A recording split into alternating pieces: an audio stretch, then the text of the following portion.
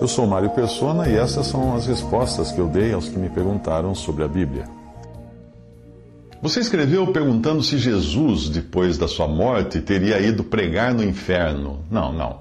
De modo algum. Essa ideia decorre de uma interpretação errada das passagens de 1 Pedro 3,19 e 1 Pedro 4, versículo 6. Eu vou acrescentar comentários aqui nessas passagens, comentários meus, vou mudar a entonação para você entender melhor o que significa o texto.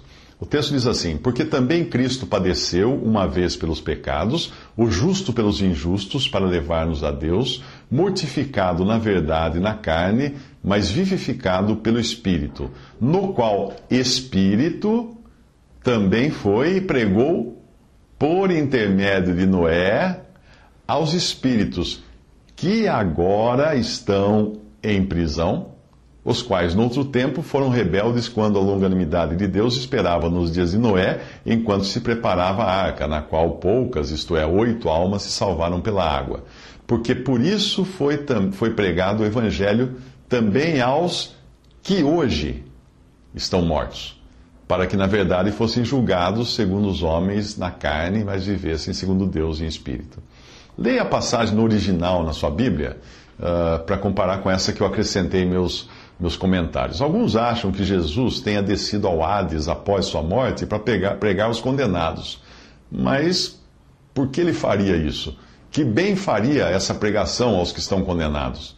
Para mim está muito claro que quem pregou para aquelas pessoas que hoje ou nos tempos de Cristo estavam condenadas foi Noé lá atrás, que pregou no Espírito de Cristo. Não quer dizer que o Senhor tenha ido pregar em algum lugar entre a sua morte e ressurreição, como alguns acreditam.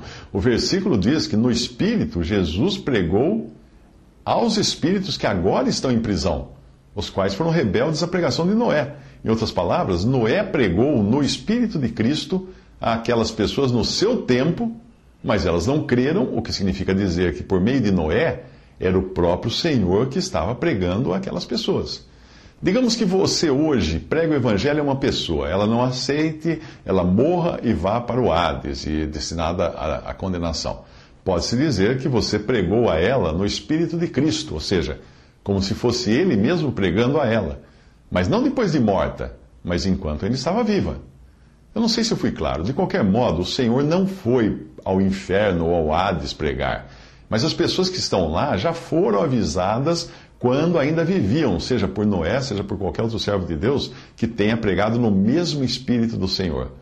Isso tampouco dá qualquer ideia de purgatório, como querem alguns. Nada disso está correto, segundo o ensino total da palavra de Deus.